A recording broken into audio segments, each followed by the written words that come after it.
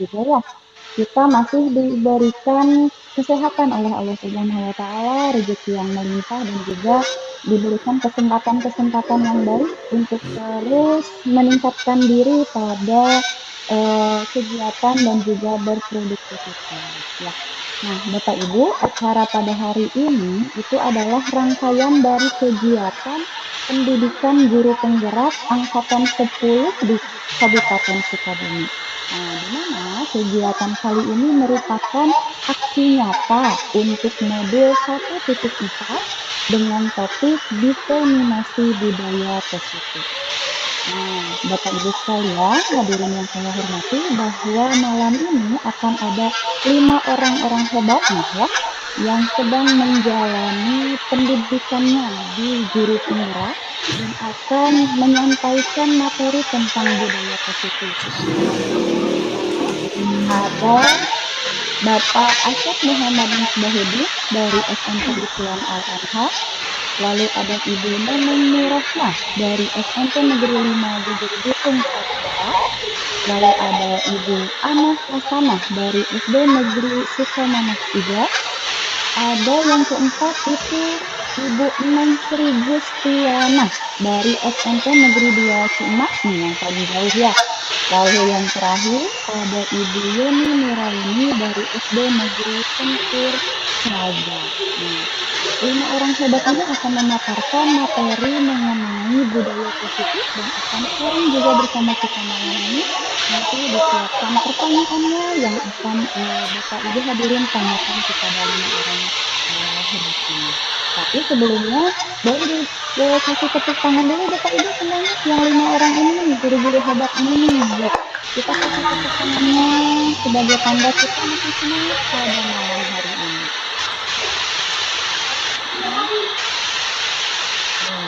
Gimana Pak Asep? Udah cukup ya sama itunya tepuk tangannya udah banyak nih.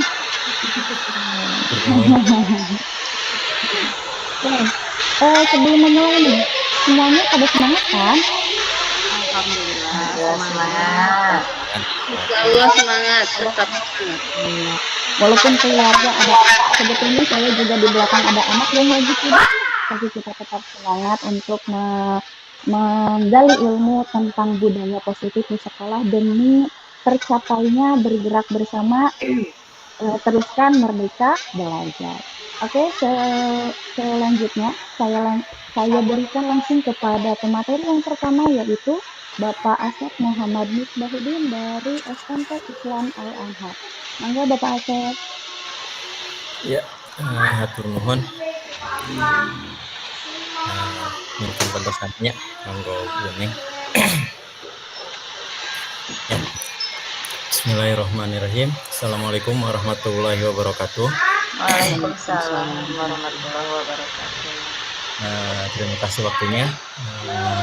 Dalam kesempatan kali ini saya akan mencoba mulai untuk menjabarkan atau sharing ilmu tentang menyebarkan pemahaman dan penerapan pengalaman budaya positif. Karena kita sekarang berada di lingkup sekolah, berarti budaya positif ini kita akan lebih kepada lingkup sekolah ya. Bisa next slide. Sedap.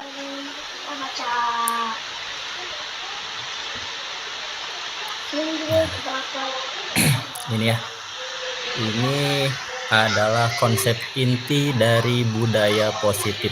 Ya, budaya positif ini jelas sangatlah penting untuk kita semua. Sebetulnya penting ini bukan hanya di sekolah ya, tapi untuk kehidupan kita sehari-hari juga. Karena ini adalah sesuatu yang memang harus kita terapkan gitu. Bukan hanya di sekolah sebetulnya. Konsep inti dari budaya positif di sini kita dibagi menjadi beberapa poin.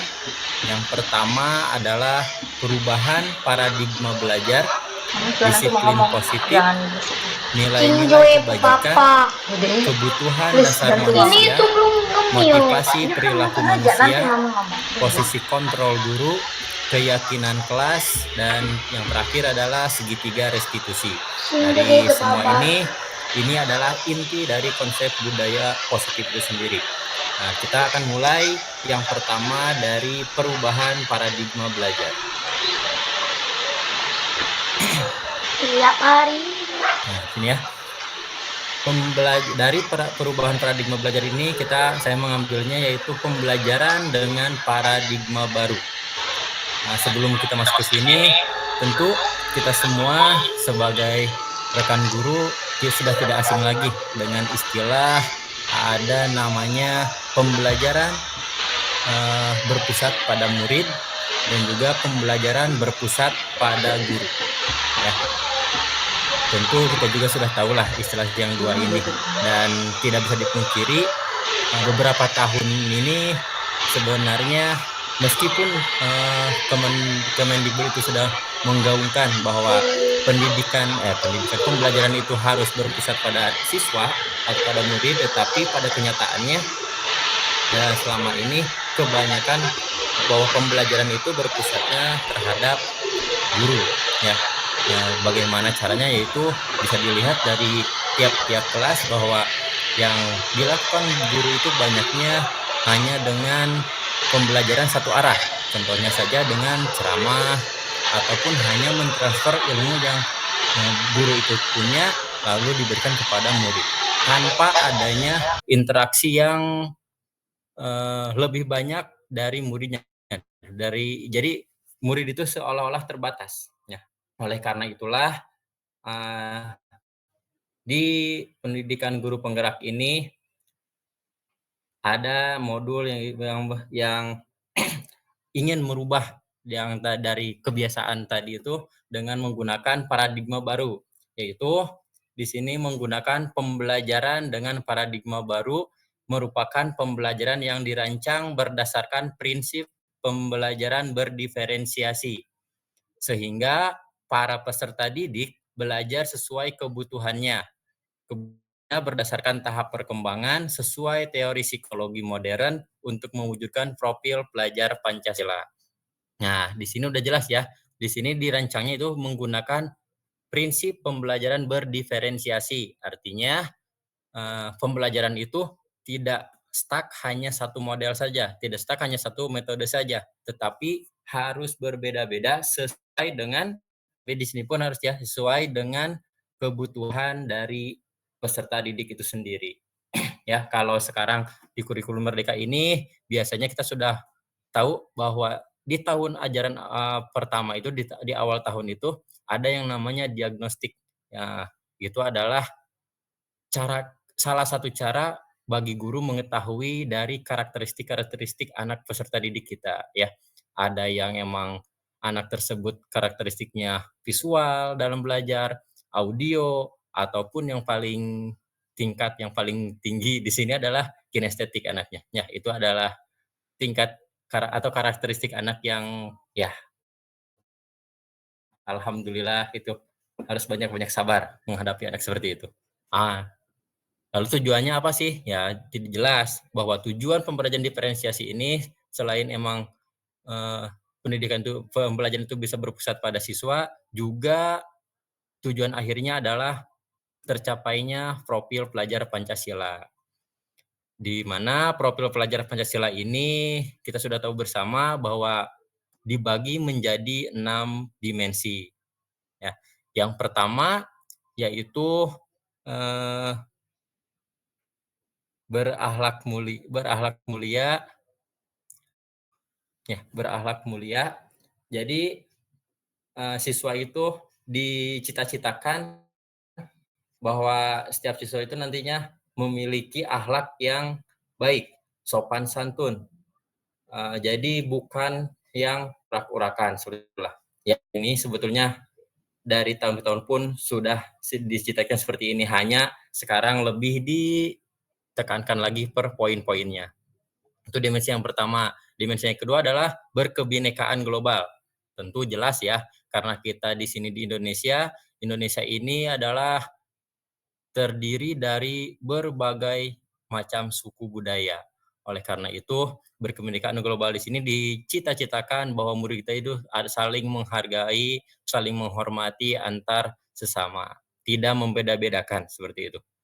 Lalu bergotong royong di selanjutnya. Bergotong royong di sini jelas berarti bergotong royong tidak hanya sebatas seperti kalau dulu itu ada yang namanya jumsih. Nah, tidak hanya sebatas itu saja, bergotong royong di sini dalam arti luasnya berarti berkolaborasi juga dengan teman, bisa juga dengan gurunya, seperti itu.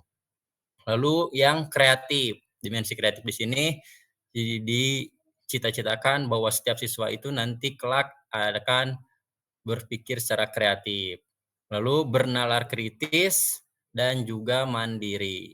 Ya, kurang lebihnya itulah 6 dimensi profil pelajar Pancasila yang dicita-citakan oleh kurikulum Merdeka di sini. Ya, tentunya 6 dimensi ini tidak bisa dicapai instan. Pasti membutuhkan waktu juga ya.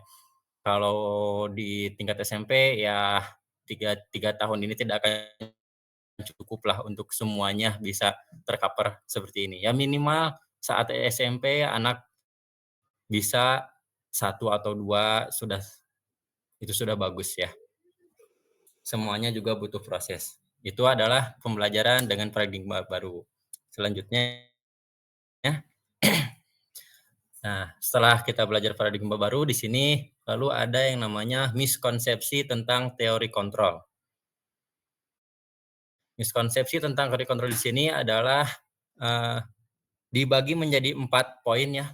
Di sini yang pertama adalah ilusi guru mengontrol murid. Nah, jadi kita ini sebagai guru tidak pernah atau tidak akan pernah bisa mengontrol murid itu sendiri.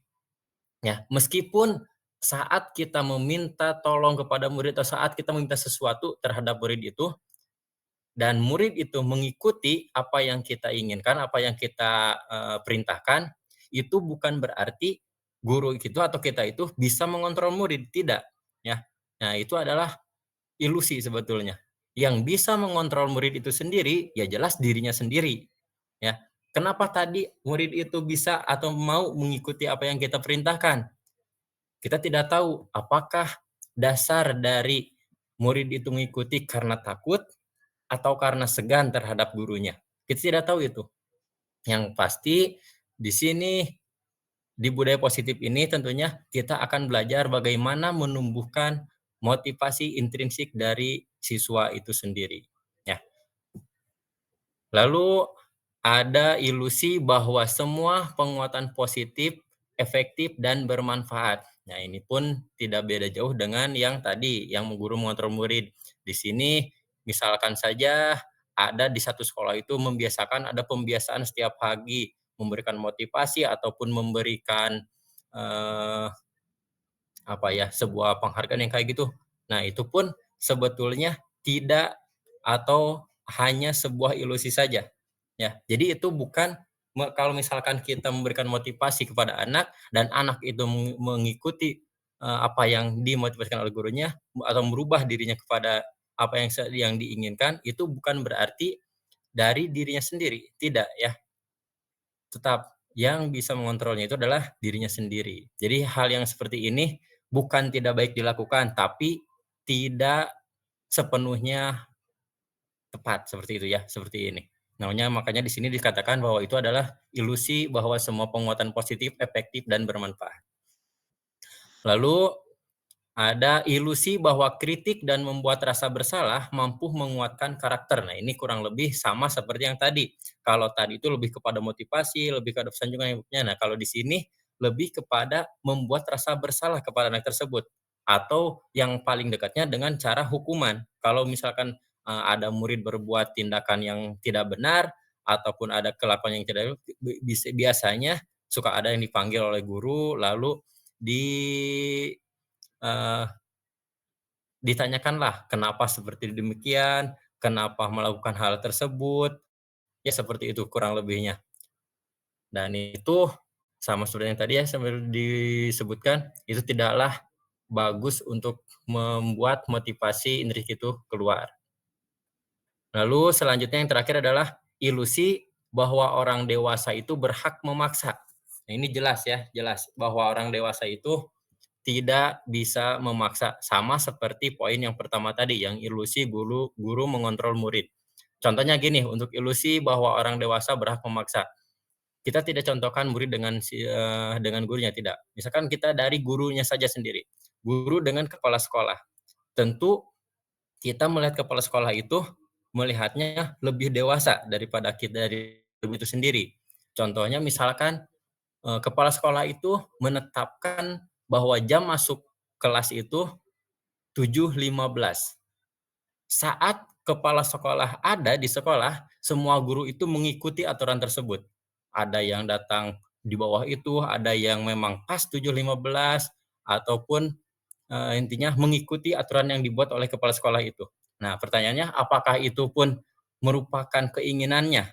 Belum tentu juga, karena bisa saja guru tersebut takut dengan kepala sekolahnya, ataupun takut karena ada aturan di balik itu semua. Nah, tidak ada yang tahu. Jadi kita tidak tahu pada saat kepala sekolah itu misalkan mengikuti diklat atau apapun saat tidak ada di sekolah, bisa saja guru-guru yang tadi selalu datang tepat waktu, selalu masuk tepat waktu, bisa saja mereka santai, bahkan bisa saja mereka telat datangnya juga. Seperti itu kurang lebihnya tentang ilusi bahwa orang dewasa itu berhak memaksa. Jadi sama sekali meskipun sudah dewasa, kita tidak dibenarkan untuk memaksa. Selanjutnya, dari semua itu, lanjutlah dengan mengubah paradigma dari stimulus respon ke pendekatan teori kontrol. Ya, yang selama ini kita lakukan lebih kepada stimulus respon. Dari sini, dari modul ini kita dicoba untuk merubah dari paradigma stimulus respon ke pendekatan teori kontrol.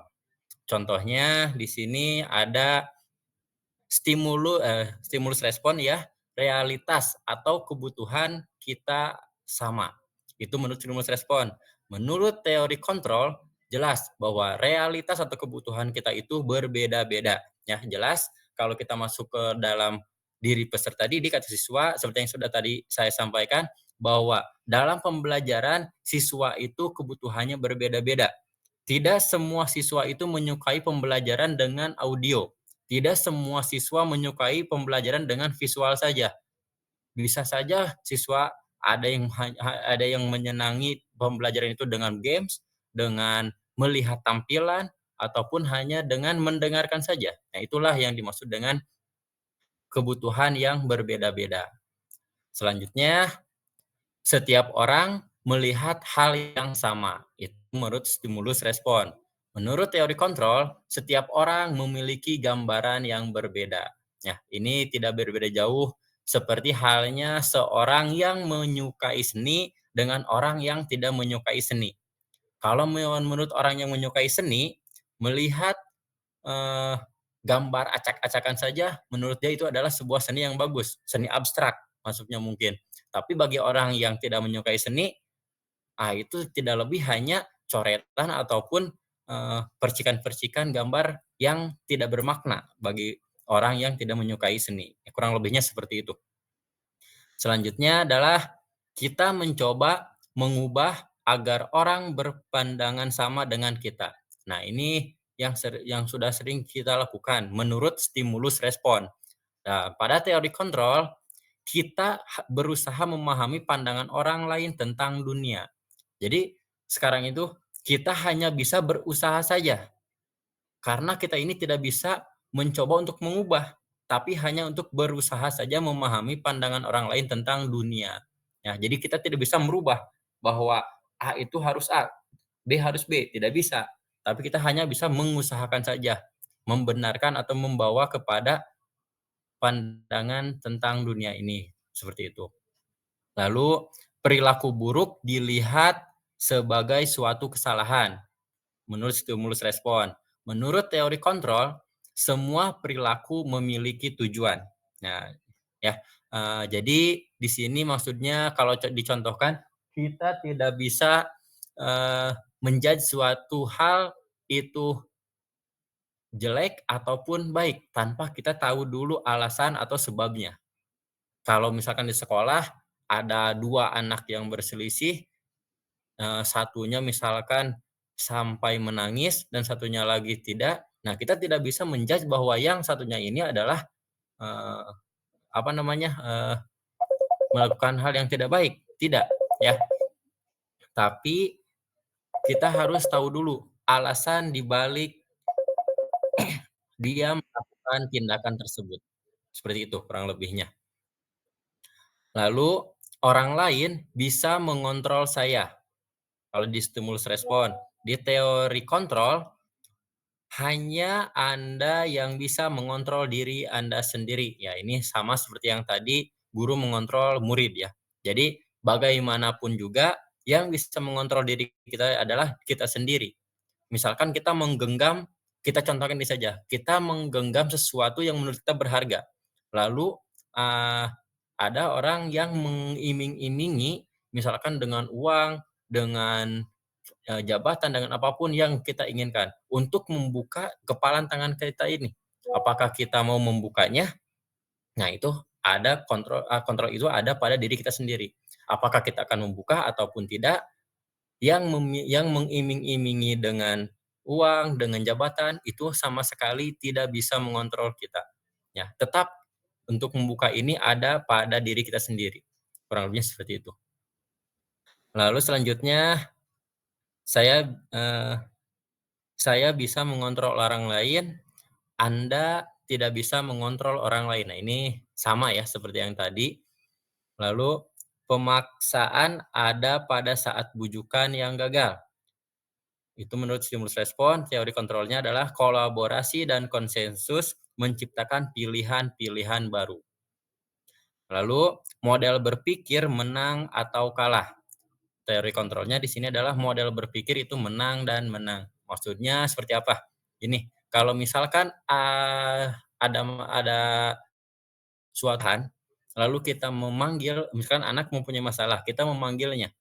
Nah, kita ini kalau dulu itu lebih ke menjudge bahwa, oh ini tindakan ini salah, tindakan ini benar. Tidak.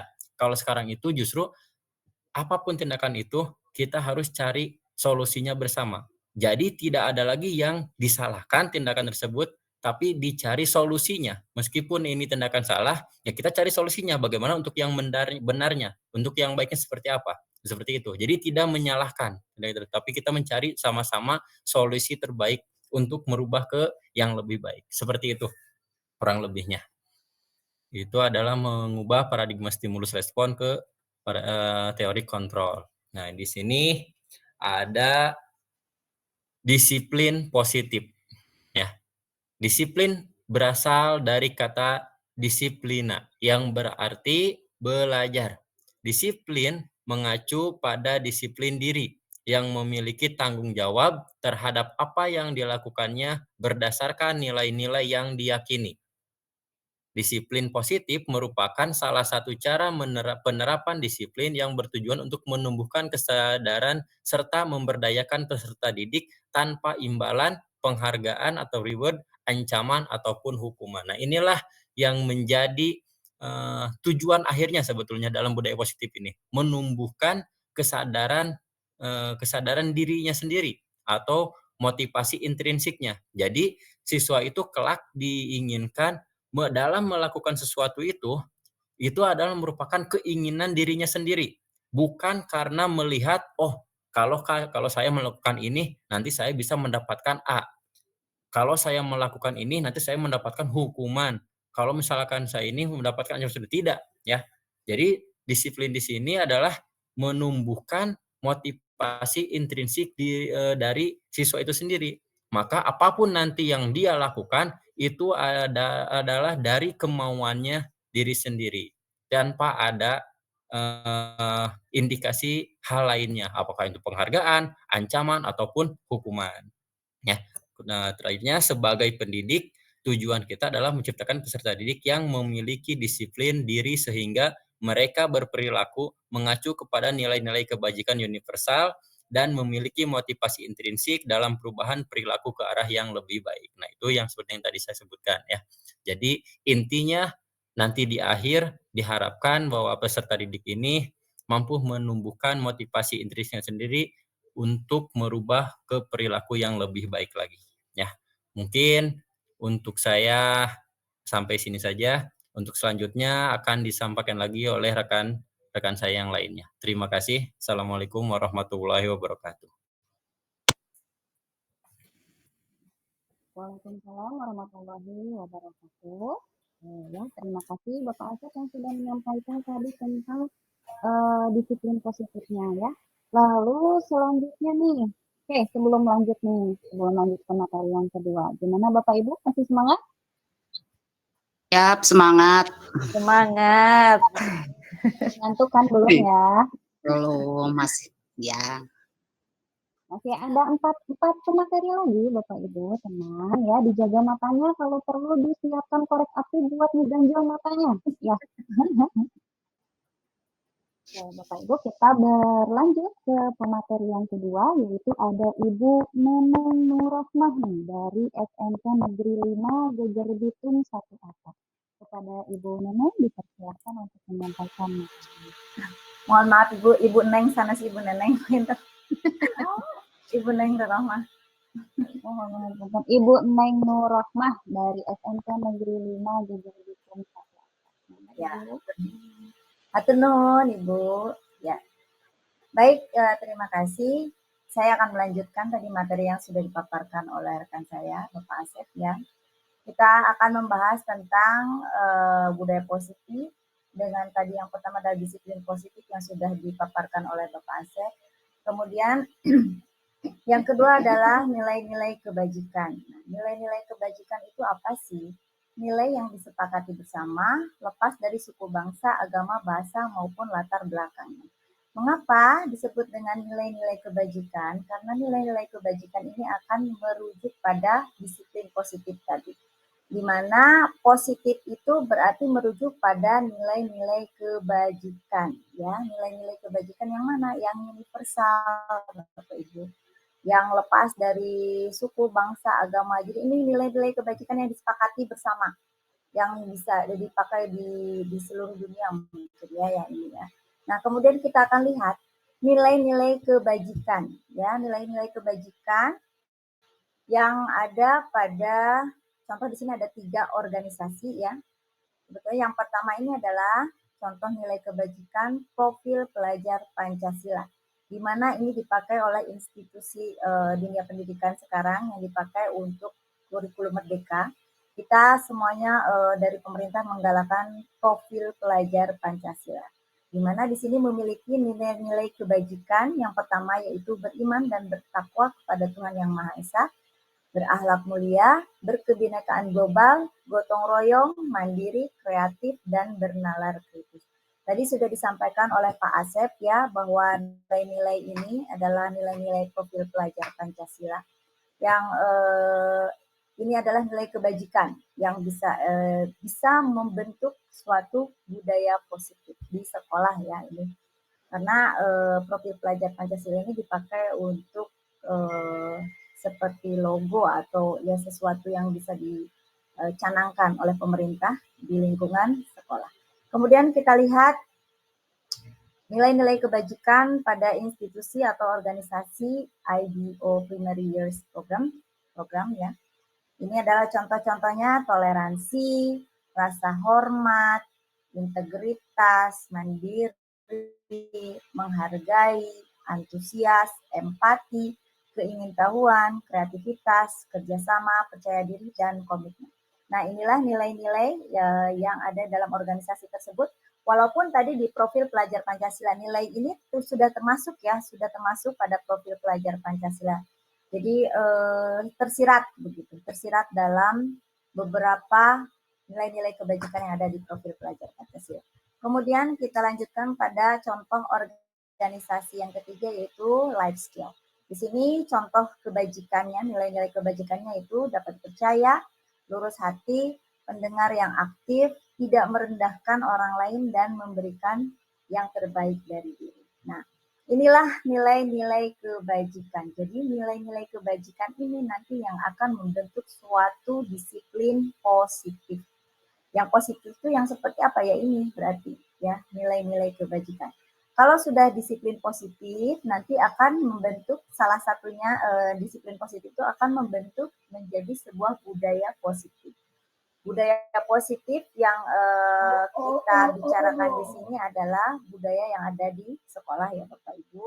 Jadi nilai-nilai kebajikan inilah yang bisa kita lihat yang akan bisa membentuk suatu budaya positif di sekolah. Terutama yang sekarang digalakan itu yaitu nilai-nilai kebajikan profil pelajar Pancasila.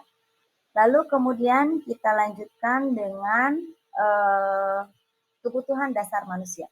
Mengapa kita bahas dengan kebutuhan dasar manusia? Karena kebutuhan dasar manusia ini nanti akan mendukung juga untuk pembentukan suatu disiplin positif ataupun budaya positif ya, berkesinambungan. Nanti kalau kita sudah tahu kebutuhan dasar manusia ini seperti apa, nanti bagaimana kita akan caranya membentuk solusi dalam suatu permasalahan yang ada di sekolah. Karena kita membahas tentang paradigma pembelajaran baru ya, ini di warga sekolah pastinya. Nah, kemudian kita lihat kebutuhan dasar manusia ini apa?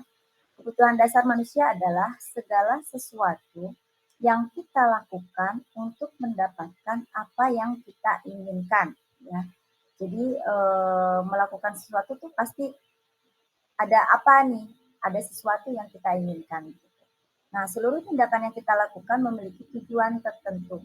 Pastinya kita memiliki tujuan tertentu ya. Mungkin kita bekerja tujuannya adalah mungkin mendapatkan penghasilan gitu ya. Pastinya itu kan. Nah, kemudian dan semua usaha terbaik yang kita lakukan adalah dalam rangka agar kebutuhan dasar kita terpenuhi dengan baik. Ya, semua ini kita lakukan agar terpenuhi keinginan kita ya. Keinginan kita agar terpenuhi dengan baik. Kemudian kita lihat nanti kebutuhan dasar manusia ini ada berapa macam. Oke. Ya, ada 5 kebutuhan dasar manusia. Ini secara global ya. Nanti kita akan contohkan bagaimana kebutuhan dasar kepada anak didik kita, karena kita membicarakan tentang paradigma pembelajaran yang baru di sekolah yang membentuk budaya positif ya. Kita awali dengan yang pertama, yaitu bertahan hidup. Di sini Bapak Ibu kita susun dari yang paling utama, yang paling krusial, yang paling utama sekali dalam kebutuhan dasar manusia. Ya, apabila bertahan hidup ini sudah terpenuhi, baru yang lain tuh bisa kita lakukan ya. Kalau misalkan kasih sayang terpenuhi tetapi bertahan hidup ini tidak terpenuhi, sepertinya orang itu tidak akan merasa kasih sayang ini karena bertahan hidup ini adalah yang paling krusial. Ini berhubungan dengan kebutuhan fisiologis ya. Nah, yang termasuk dalam bertahan hidup yaitu makanan, pakaian, tempat tinggal, keamanan, dan kesehatan. Nah, kalau ini sudah terpenuhi, baru kebutuhan dasar yang lainnya akan bisa terpenuhi. Kita lanjut ke, yang pertama dulu ya, bertahan hidup. Nah, kita contohkan misalkan yang ada di lingkungan sekolah kita. Contohnya misalkan ada anak yang dalam pembelajaran olahraga ya. Dalam pembelajaran olahraga nih ada anak yang tidak begitu bersemangat, kelihatan lesu dan loyo.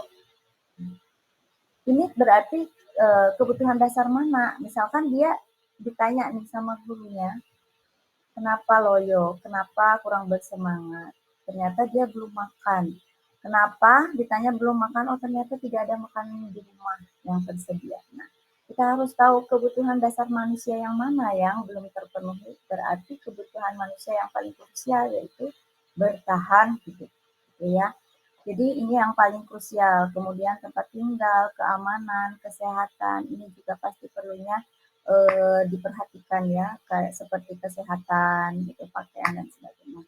Ini yang paling krusial adalah survival atau bertahan hidup. Gitu. Jadi kalau ada permasalahan di sekolah, misalkan ada anak yang lesu atau terlihat bagaimana gitu, atau belum makan, kita tanya dulu. Oh berarti misalkan belum makan, nah itu berarti bertahan hidup, kebutuhan dasar manusia yang bertahan hidupnya belum terpenuhi. Gitu. Nah kita lanjutkan kebutuhan dasar manusia yang kedua. Di sini adalah kasih sayang dan rasa diterima. Di sini contohnya adalah rasa diterima, dipedulikan, berbagi, kerjasama, menjadi bagian dalam kelompok. Nah, di sini kita lihat misalkan ada anak didik kita yang merasa sulit untuk bekerja sama, gitu kan. Dia sulit bekerja sama dengan rekan-rekannya, dia sepertinya selalu sendiri gitu, misalkan dalam kerja kelompok. Harusnya berbagi tugas dengan teman-temannya, tetapi dia merasa, oh saya nih kayaknya kurang gitu, kurang bisa, kurang mampu untuk memberikan pendapat karena mungkin saya merasa kurang terampil gitu. Nah, di sini dia mungkin bisa dilihat mungkin dia di rumahnya kurang kasih sayang atau rasa diterima. Kurang kasih sayang seperti apa? Mungkin orang tuanya di rumah tidak ada orang tuanya maksud saya. Orang tuanya tuh seperti contoh lah ada yang pergi ke luar negeri gitu ya, misalkan ke Arab Saudi atau kemanapun. Ibu bapaknya tidak ada, dia hanya tinggal dengan neneknya atau saudaranya yang lain, bibinya. Nah itu dia merasa kurang kasih sayang gitu. Jadi dia rada agak-agak takut, takut salah, takut ini gimana gitu ya. Tidak bisa bekerja sama, tidak bisa mengungkapkan pendapat, maksudnya dalam artian tidak bisa berbagi dengan teman-temannya, begitu takut salah. Nah, itu mungkin rasa kasih sayang yang dia rasakan kurang gitu. Jadi kebutuhan dasar manusia kasih sayangnya tidak terpenuhi. Nah, kemudian yang ketiga adalah penguasaan. Di sini penguasaan contohnya adalah harga diri, keinginan untuk dianggap, memimpin, berprestasi, diakui, dan didengar. Kalau dilihat atau kita ambil contoh untuk penguasaan ini adalah seperti mungkin di dalam pembelajaran sewaktu dibagi kelompok, digilir nih, yang menjadi ketua kelompok ini siapa? Nah, sementara si anak A ini tidak ingin, tidak merasa tidak, aduh saya kurang mampu menjadi seorang pemimpin. Nah, begitu. Itu mengapa? Mungkin kebutuhan dasar manusia yang mana yang belum terpenuhi? Oh, ternyata mungkin dasar manusia penguasaannya yang kurang. Mungkin dia merasa kurang dianggap di lingkungannya atau di lingkungan keluarganya, merasa kurang mampu untuk menjadi seorang pemimpin, begitu ya. Jadi kebutuhan dasar manusia inilah yang dirasa kurang gitu, tidak terpenuhi. Nah, kemudian yang keempat adalah kebebasan. Di sini kebebasan ini contohnya adalah mandiri, memiliki pilihan, mencoba hal yang baru, mampu mengendalikan arah, gitu ya, mampu mengendalikan arah diri. Nah, contohnya misalkan kemandirian. Ada anak yang belum bisa bermain mandiri. Contohnya misalkan di sekolah kan sekarang sudah banyak metode ya biar anak didik kita itu mencari segala sesuatu dengan sendiri. Kita sebagai guru bisa menuntun. Tidak hanya kita hanya ceramah terus ceramah, itu kan ceramah itu menutup anak-anak untuk mandiri ya. Karena semua materi kita sampaikan secara detail dan kadang-kadang juga anak-anak bosan gitu mendengarkan ceramah. Sekarang anak-anak lebih senang dengan hal-hal yang tidak terlalu ceramah atau misalkan mencari sendiri dan sebagainya. Nah, untuk mandiri ini, misalkan ada guru yang memakai metode discovery learning kan mencari sesuatu lewat mereka sendiri. Kita hanya menuntun mereka begitu. Nah, si anak ini tidak merasa tidak mampu atau merasa kurang gitu. Merasa kurang mampu, Bu, saya nggak bisa, ini takut salah, saya mencari materinya, misalkan kita sudah mencapai materi A, boleh mencari materi lewat internet ya, kita discover ini atau materinya kita sampaikan, mereka harus mencari dan menyimpulkan segala sesuatu, mereka merasa tidak mampu, anak-anak ini tidak mampu. Nah, itu adalah mungkin kebutuhan dasar manusia kebebasannya tidak terpenuhi ya, di rumahnya tidak dilatih untuk mandiri, mungkin oleh orang tuanya, mandiri dalam misalkan di rumahnya bisa dilatih apa, mandiri untuk membantu orang tua, mandiri untuk memasak atau mengepel, itu adalah mandiri ya, membantu orang tua. Nah, dia tidak diberikan kebebasan untuk mandiri seperti itu, kadang-kadang anak tuh jadi manja juga. Nah, di sekolah juga begitu, jadi merasa, aduh saya kurang bisa, kurang mampu gitu untuk menggali materi, misalkan dengan materi discovery learning. Nah, kemudian kebutuhan dasar yang kelima adalah kesenangan. Contohnya di sini adalah bermain, humor, antusiasme, tertawa. Nah, kita lihat di sini ya. Mungkinan ada anak contohnya di sekolah itu yang kurang bahagia, gitu. Wajahnya murung gitu ya. Nah itu mungkin kesenangannya ya, kebutuhan dasar manusia kesenangannya itu tidak terpenuhi begitu. Jadi rasa-rasanya dia kurang apa ya, kurang bahagia gitu. Nah itulah ya. Nah jadi 5 kebutuhan dasar manusia ini idealnya semuanya terpenuhi. Dari bertahan hidup, kasih sayang, penguasaan, kebebasan, dan kesenangan itu idealnya semuanya terpenuhi. Tetapi kadangkala memang mungkin di antara Bapak Ibu atau saya sendiri juga tidak semuanya full terpenuhi, akan tetapi paling tidak dari 5 ini tidak 100% tetapi 80% gitu mungkin ya. Nah ini bisa ideal gitu ya. Nah dari 5 kebutuhan dasar manusia ini akan membantu untuk membentuk suatu budaya positif di sekolah.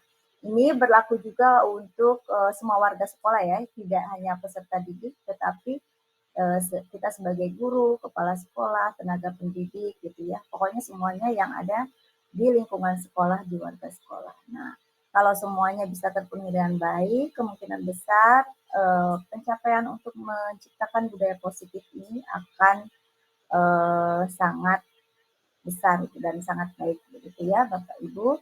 Kemudian kita lanjutkan dengan selanjutnya yaitu motivasi perilaku manusia. Nah, ini juga akan membentuk suatu budaya positif. Nanti yang mana ya yang akan bisa membentuk budaya positif di sekolah.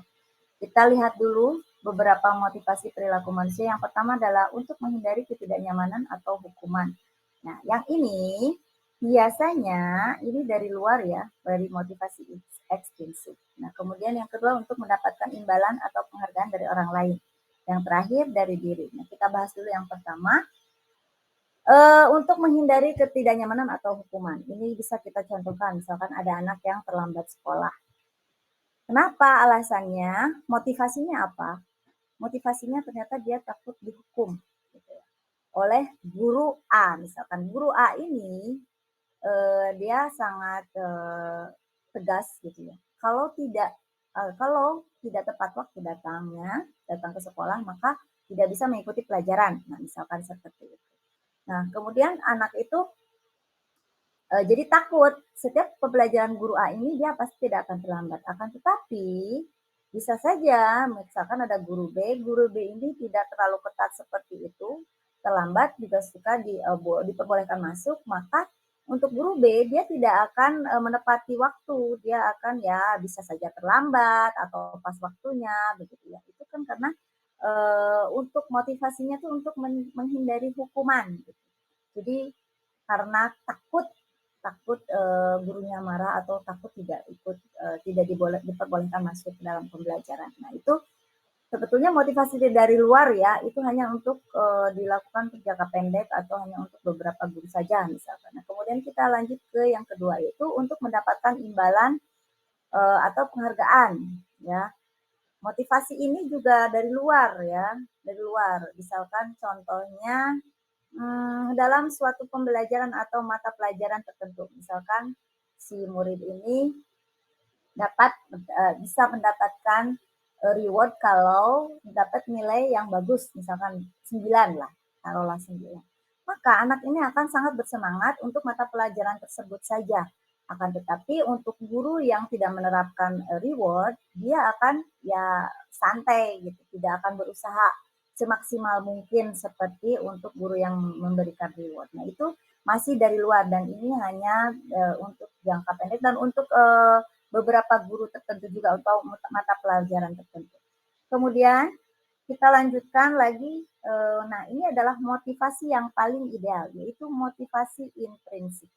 Di mana motivasi ini yang berasal dari dirinya sendiri. Seperti yang tadi sudah diutarakan oleh Pak Asep, ya paradigma ini tujuannya terakhir adalah ya motivasi dari diri intinya. Jadi ini akan membentuk budaya positif di sekolah, baik dari peserta didik, guru, semua warga sekolah yang ada itu motivasinya tuh kalau dari dalam diri itu akan membentuk suatu budaya positif yang baik gitu ya. Nah, motivasi intrinsik ini sendiri memang sulit ya. Nah, bagaimana untuk menumbuhkan motivasi intrinsik ini untuk para peserta didik kita? Mungkin kita bisa mengapresiasi sekecil apapun yang dilakukan, tentunya yang positif ya, oleh anak didik kita. Jadi mencoba untuk berusaha mengapresiasi, karena kalau anak-anak diapresiasi itu biasanya senang, oh merasa dihargai. Nah seperti itu. Jadi salah satunya adalah memberikan apresiasi sekecil apapun yang dilakukan oleh anak didik kita, tentunya yang positif ya. Misalkan dalam pembelajaran gitu ya, oh ada anak yang berani untuk bertanya, oke bagus, terima kasih. Nah seperti itu. Itu apresiasi yang kecil pun mereka akan sangat senang sekali. Oh mereka merasa dihargai, begitu ya. Kita lanjutkan kembali. Nah ini adalah yang ketiga ini, motivasi yang intrinsik ini yang lebih memacu pada pembentukan budaya positif. Kemudian kita lanjutkan kembali pada yang terakhir ini ya, yang saya akan paparkan. Kita lihat di sini ada beberapa bentuk ya, bentuk mungkin penyesuaian. Ini penyelesaian ya. Di mana yang pertama adalah hukuman. Nah, hukuman ini tidak terencana atau tiba-tiba, murid tidak tahu apa yang akan terjadi, bersifat satu arah. Nah, ini adalah bentuk hukuman kurang baik begitu ya, karena akan membentuk anak didik kita menjadi merasa terintimidasi ataupun bisa juga nantinya ada amarah, ada dendam gitu. Contohnya misalkan hukuman ada pelajaran IPS misalkan, ada anak yang terlambat, dimarahilah anak ini dengan si bapak ini, awas ya kamu gini-gini, atau misalkan disuruh lari gitu ya. Nah ini kan tidak berhubungan dengan pelajaran IPS. Nah itu adalah bentuk hukuman ya, hukuman fisik. Kalau psikis ya dengan ucapan yang kasar. Nah begitu, itu adalah bentuk hukuman. Kemudian yang kedua adalah konsekuensi. Konsekuensi ini adalah sesuatu yang sudah disepakati, tetapi misalkan ada anak yang menyalahi aturan tersebut, tetapi dia sudah paham dengan konsekuensinya, nah maka konsekuensi ini diterapkan. Jadi peraturan tersebut yang dipakai. Jadi, nah, kalau menggunakan konsekuensi ini anak juga akan merasa sedikit tidak nyaman ya. Walaupun dia sudah tahu, oh saya melakukan ini akan dapat konsekuensi seperti ini. Misalkan konsekuensi ini seperti ini ya.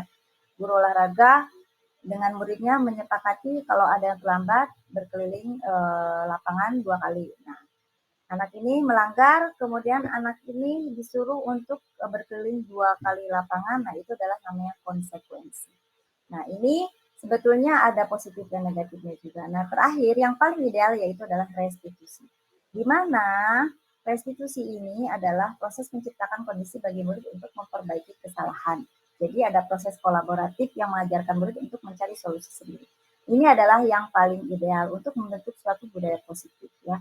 Jadi dalam restitusi ini kalau ada permasalahan diselesaikan dengan cara memberikan solusi atau begini, bertanya solusi apa yang akan kamu lakukan untuk memperbaiki kesalahan. Jadi ada kolaboratifnya dan anak ini juga berusaha untuk memperbaikinya dengan inisiatif dia sendiri, dengan dituntun oleh gurunya ya. Jadi tidak serta-merta dari gurunya aja yang memberikan hukuman gitu, harus begini tidak, tetapi murid diajak untuk bekerja sama untuk menyelesaikan solusi dari permasalahan yang ada. Mungkin sekian dulu dari saya. Nanti penjelasan tentang restitusi, hukuman, konsekuensi dan sebagainya akan dilanjutkan oleh rekan saya yang lain. Terima kasih Bapak Ibu, terima kasih. Assalamualaikum warahmatullahi wabarakatuh. Waalaikumsalam warahmatullahi wabarakatuh. Terima kasih Ibu Nini Rahma dari SMP Negeri 5 Gedung Satu. Seperti yang sudah dibicarakan barusan ya, kita akan lanjutkan ke pemateri yang ketiga. Tapi sebelumnya, Bapak Ibu mau tebak-tebakan dulu gak nih supaya nggak ngantuk? Iya, boleh. Bapak Ibu, sebelum masuk ke materi yang ketiga, ya, sebelumnya di sini kita tebak-tebakan dulu yuk biar tidak mengantuk ya. Boleh dibuka dulu mikrofonnya biar rame. Yuk, biar rame semuanya mikrofonnya boleh dibuka. Sekarang saya punya satu tebakan ya Bapak Ibu, tapi saya punya clue-nya. Clue-nya adalah sambung menyambung. Ya, clue-nya adalah sambung menyambung. Saya sudah muak dengan pekerjaan di sekolah. Akhirnya saya berinisiatif untuk berkelilinglah di Indonesia. Setelah saya puas di Indonesia, panjenengan papanggih semacam Pak Asep, cenahnya. Apa yang ngerian same cenah abdi mah abdi teh di Indonesia teh berangkat terus ke Afghanistan. Nah, di Afghanistan teh ternyata teh aya anu sakasep Pak Asep, cenahnya pangkasepna geuningan Pak Asep teh di Afghanistan teh aya. Atas di Afghanistan abdi teh nya terus ke New York. Di New York teh seueur bule. Tah atas di New York teh kira-kira abdi terasna ka mana? Ke pelaminan.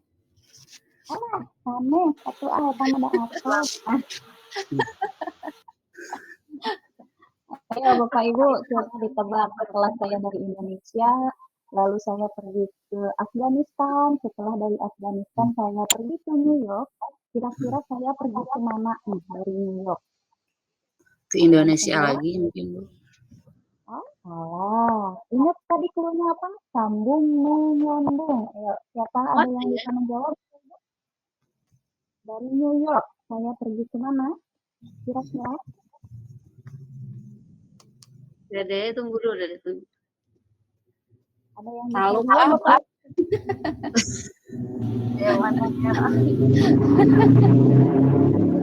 Ibu anak bisa jawab Ibu. Coba kira-kira abis kemana terasna di New York Station? Coba orang tahu saat bade ngamodalan abis kemana abis di New York? Inilah ingin meriksa video. Malaysia, cenetah kata Pak Isa. Oh, sahur Pak Isa ke Malaysia. Alim di Malaysia mah pokoknya mana? Kayak Upin New York. Ke Arab Saudi. Aduh. Gimana ke Arab? Ada hadiahnya Bapak Ibu, nanti bisa diambil di Pak Asep setelah karya selanjutnya. Ya Allah. Tebak-tebakannya luar biasa. Ke pelaminan. Aduh, ke pelaminan. Oke Bapak Ibu harus dilihat dari clue-nya ya. Clue-nya itu adalah sambung menyambung. Kita lihat dari Indonesia, huruf belakangnya kan A tuh. Berarti saya lanjut ke Afghanistan. Huruf belakangnya apa tuh? N. Berarti pergi ke New York. Dari New York belakangnya huruf K. Berarti carilah satu negara yang Kanada. itu huruf K. Bukannya ajak Berarti hadiahnya untuk saya atau ini sih? Mangga, Pak Asep pasti kan Pak Isa. Alim ti Pak Asep mah tos bosan hoyong ti Ibu Ana we mangga. Urang lanjutkan ya, kita teruskan Ibu Ana. Pokoknya Ibu Ana nanti hadiahnya dari Ibu ya. Hadiahnya adalah ilmu yang akan Ibu sampaikan kepada Iya. tiga, yaitu Ibu Ana Hasanah Tri Sukamanah 3. Kepada Ibu Ana dipersilahkan. Ya, terima kasih Bu Anissa atas kesempatannya dan waktunya. Baik, Bapak Ibu semuanya, alhamdulillah pada malam ini saya akan melanjutkan pemaparan dari rekan saya tadi, yaitu tentang 5 posisi kontrol guru. Nah, kita melihat bahwa suatu program disiplin positif yang berpusat pada murid yang dikembangkan oleh Diana Gosen dengan pendekatan restitusinya, yaitu yang disebut dengan 5 posisi kontrol. 5 posisi kontrol ini yang harus kita terapkan dari seorang guru, baik itu juga orang tua ataupun atasan dalam melakukan kontrol.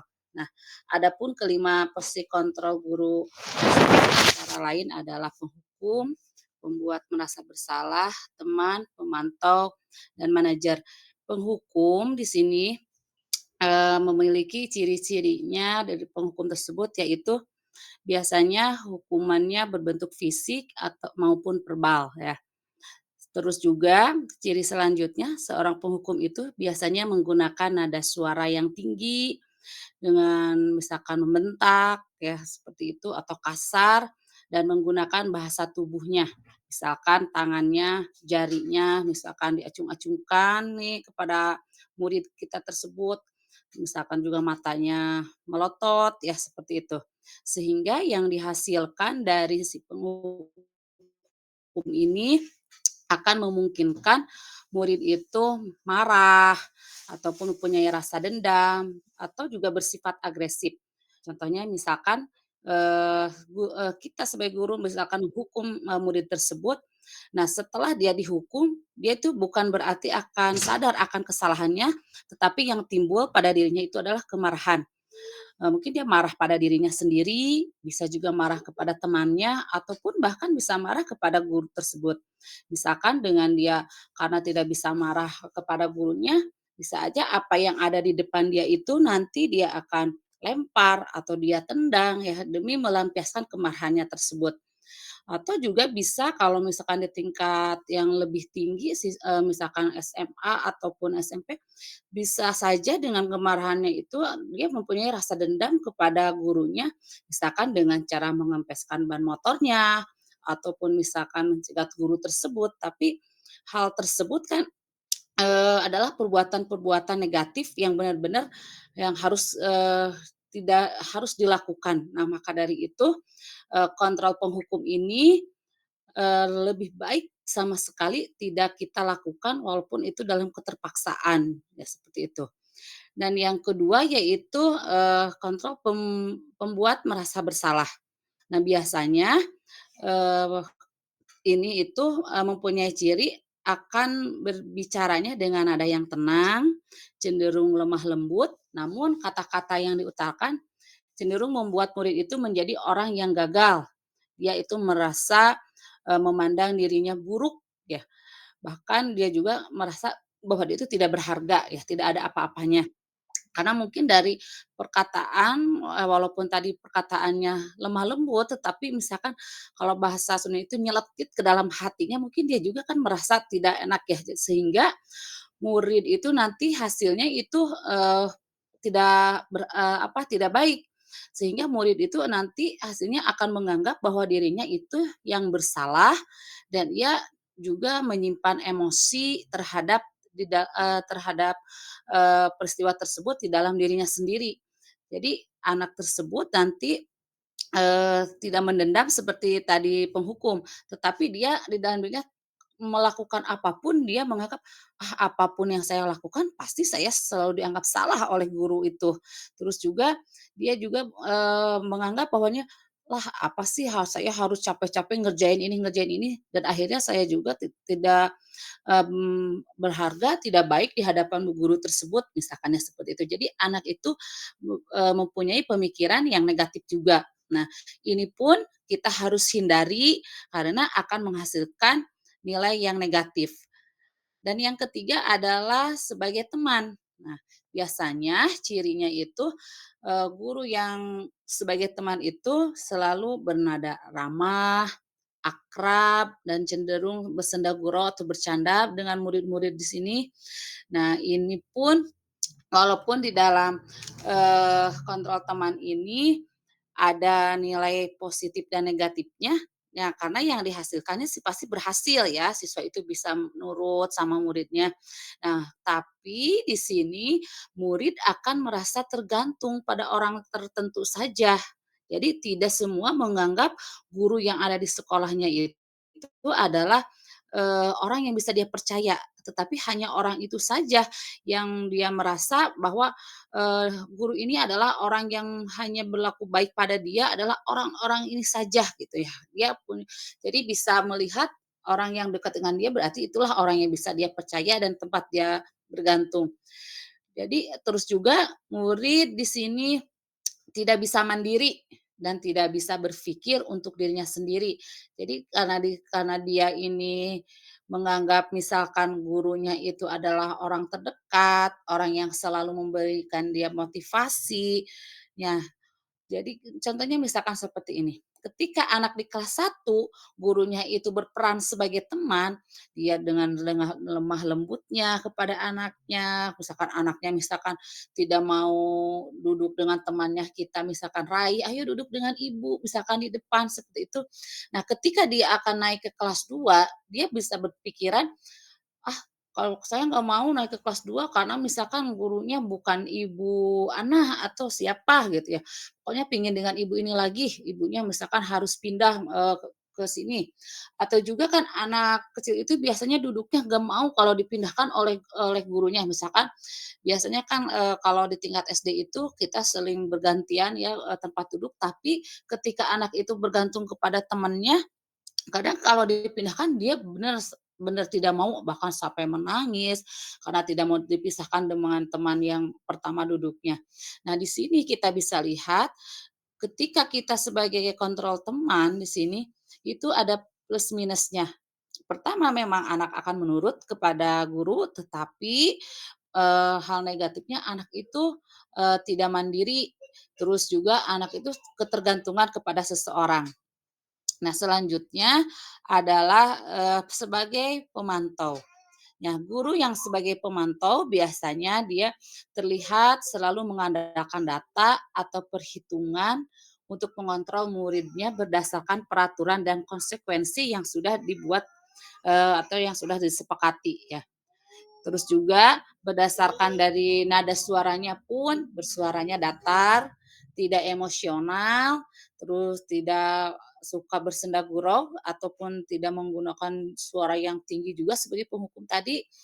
Nah, di sini, hasilnya baik, sukses berarti guru tersebut ya, ada hasilnya nanti yang positif. Nah, tapi di sini juga murid akan senantiasa hasilnya pun murid pun nanti akan menghitung konsekuensi ataupun, reward apa yang nanti akan diberikan oleh guru kepadanya. Nah, misalkan kita kesepakatan bahwa misalkan siswa yang telat, konsekuensinya telat 1 kali misalkan, masih bisa dimaafkan, atau yang kedua kali misalkan harus misalkan piket hari ini, atau yang selanjutnya misalkan ada hukuman yang lebih, konsekuensi yang lainnya, misalkan, berdiri di depan kelas atau yang lain lah seperti itu.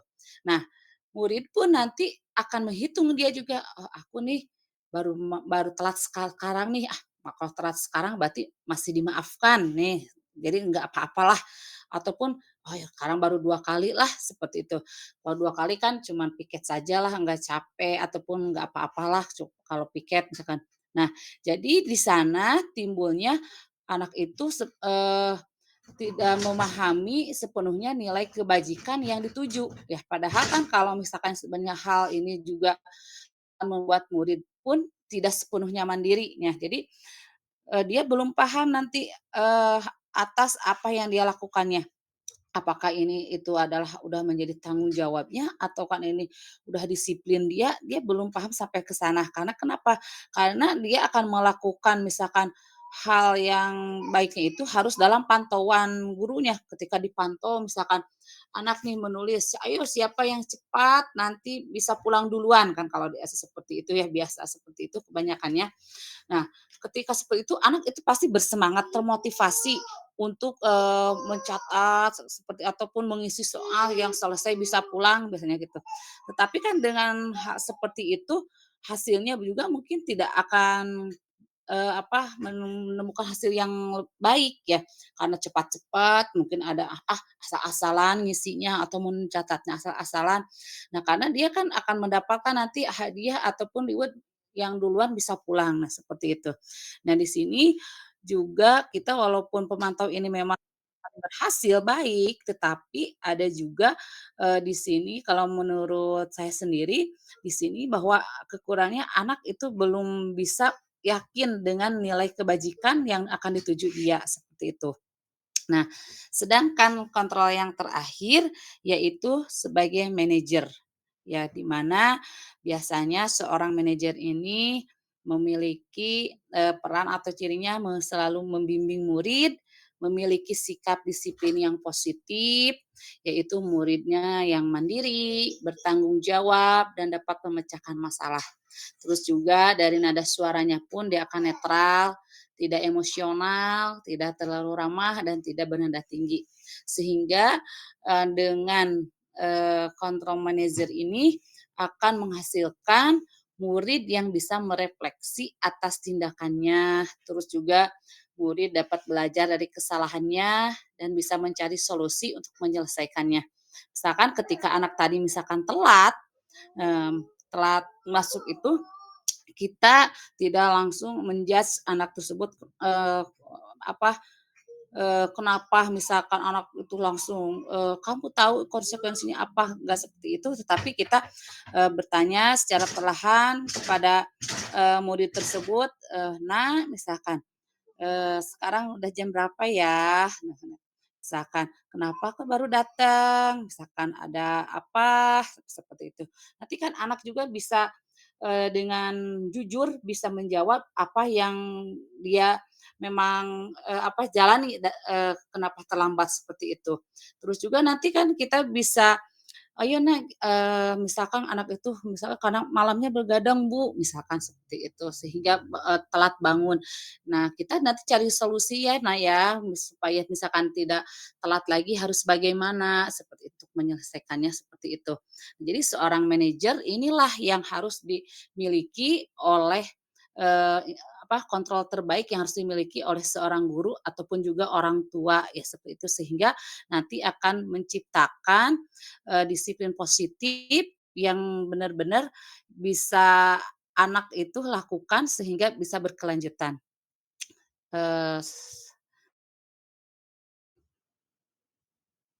nah ini di sini ada contoh penerapan, 5 posisi kontrol seorang guru. Di sini siswa tidak memakai atribut saat upacara bendera ya, seperti itu. Di sini ada berdiri, anak itu kan di sini hormat pada bendera selama 1 jam. Nah, berarti di sini, eee, jelas ini adalah contoh, posisi Kono guru ini sebagai penghukum. Karena dari perkataannya pun di sini bahwa sepertinya, eee, kalau untuk, apalagi sekolah SD mungkin ya Bu Yeni, kalau anak untuk berdiri di bawah bendera selama 1 jam itu bagaimana mungkin ya, apalagi kalau yang melanggarnya misalkan anak kelas 1 atau kelas 2 sepertinya bukan sadis sih, kalau buat anak sekecil itu sepertinya, kita juga melihatnya, wah gimana ya seperti itu. Nah itu adalah salah satu contoh misalkan hormat pada bendera selama 1 jam.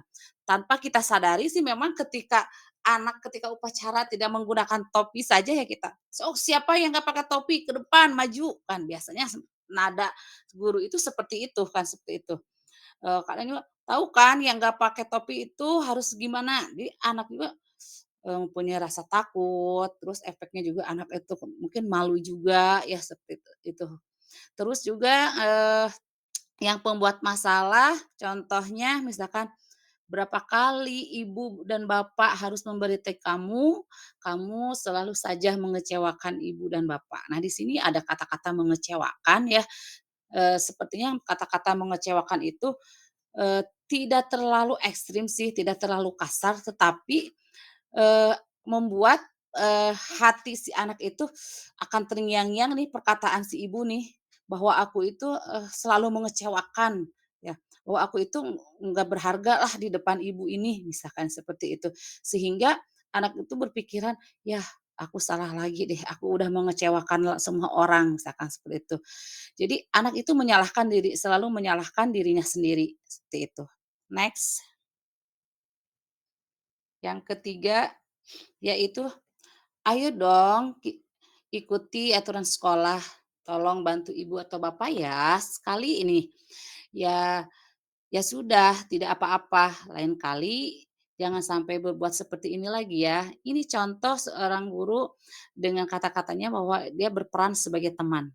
Nah, di sini anak tidak akan ada, rasa salah, terus juga dia merasa, ternyata ibunya baik, nggak marah walaupun misalkan aku ini udah melanggar, seperti itu ya. Walaupun aku nggak pakai atribut juga, ternyata ibunya sangat masih baik, seperti itu. Nah, tapi ketika misalkan orang lain yang berbicaranya, dia nggak akan bisa nerima sepenuhnya, karena merasa bahwa yang berbicara itu bukan guru yang biasanya, seperti itu. Sehingga dia pun, "Ih, ibu ini mah seperti ini bicaranya." Kadang kan anak itu yang kalau anak kecil itu mungkin ngedumelnya seperti itulah, kalau enggak juga, "Nggak mau ah, nggak mau ikut upacara lagi, nanti takutnya sama si ibunya diapain gitu ya, diomongin gitu, malu," misalkan. Kan kalau anak kecil mungkin seperti itu ya, beda lagi kalau nada bicara mungkin ketika kita menghadapi anak SMP atau SMA ya. Terus yang keempat, kamu sudah melanggar peraturan sekolah. Kamu tahu konsekuensinya. Nah, setelah upacara, kamu beli atributnya ke koperasi dan jangan diulangi lagi. Bahwa kita ini sebagai pemantau. Nah, kita ini peran di sini sebagai pemantau, bahwa kita itu seolah-olah memaksa anak itu untuk membeli atribut ke koperasi setelah upacara. Nah, kita tidak memikirkan apakah anak itu memiliki uangnya untuk membeli ke koperasi secara langsung ya, tapi kan, eee, perkataan itu ke anak juga mau tidak mau mungkin anak bisa melakukan hal misalkan pinjam ke temennya, pinjam uang dulu karena takut kan karena dengan adanya konsekuensi tersebut bahwa siapa yang melanggar harus, beli atributnya misalkan. Terus juga setelah upacara apalagi, setelah upacara kamu beli atributnya. Nah, ini kan setelah upacara, jadi udah ditentukan kan. Kecuali misalkan, anak itu kan jadi di sana, istilahnya bukan kaget ya, istilahnya, "Aduh gimana ya aku nih habis ini harus gini harus gini harus gini." Kasihan juga kan ke anaknya kalau memang seperti itu. Terus pasti nanti ketika ketemu sama guru yang bersangkutan, "Udah beli belum nanti? Udah beli belum?" Pasti ditanya seperti itu ya. Selama dia masih belum jawab sudah dan memperlihatkan itunya, mungkin dia belum tenang si anak tersebut ya. Karena takut dipantau terus sama gurunya. Nah, seperti itu. Dan yang terakhir ialah, manajer ya, seorang manajer. Next, Bu Neng. Nah, di sini. Ini adalah kata-kata yang diucapkan oleh seorang manajer, contohnya, "Apakah kamu tahu kesalahanmu, Nak? Kira-kira bagaimana kamu memperbaiki kesalahanmu?" Nah, di sini. Mungkin anak nanti langsung menjawab, "Apakah kamu tahu kesalahanmu?" "Iya, Bu, saya tahu kesalahannya." Misalkan, "Apa?" Misalkan ya, yaitu tidak memakai atribut lengkap saat upacara bendera. Nah, "Bagaimana untuk memperbaiki kesalahanmu ini?" Nah, nanti misalkan pasti anak itu untuk memperbaikinya mungkin nanti saya pulang sekolah ataupun besok akan membeli, atribut yang kurangnya misalkan ke koperasi ataupun ke toko yang lain gitu ya, pasti anak kan menjawab seperti itu untuk memperbaiki kesalahannya. Terus apakah misalkan kamu itu akan mengulangi lagi, kan kata-kata manajer itu benar-benar, eee, perkataannya itu bisa diterima oleh murid dan tidak, kepada murid itu tidak ada kata-kata yang memaksa atau, menyakiti apalagi ya. Jadi perannya manajer di sini tuh benar-benar anak itu akan mempunyai sikap jujur di dalam dirinya. Apa yang dia lakukan nanti pasti dia akan dibicarakan kepada, gurunya tersebut. Nah itu, jadi itulah contoh penerapan 5 posisi kontrol guru yang benar-benar kita harus bisa memilih kontrol manakah. Nah, kita itu sekarang, refleksi juga, sebagai guru, kita itu sekarang ada di posisi kontrol yang mana ya, misalkan. Kalaupun ada di dalam posisi kontrol pemantau, kita rubah menjadi manajer, ya seperti itu. Kalau misalkan, oh sekarang, guru itu saya tuh misalkan seorang guru tuh udah ada dalam posisi manajer, berarti kita harus bisa mempertahankan posisi tersebut.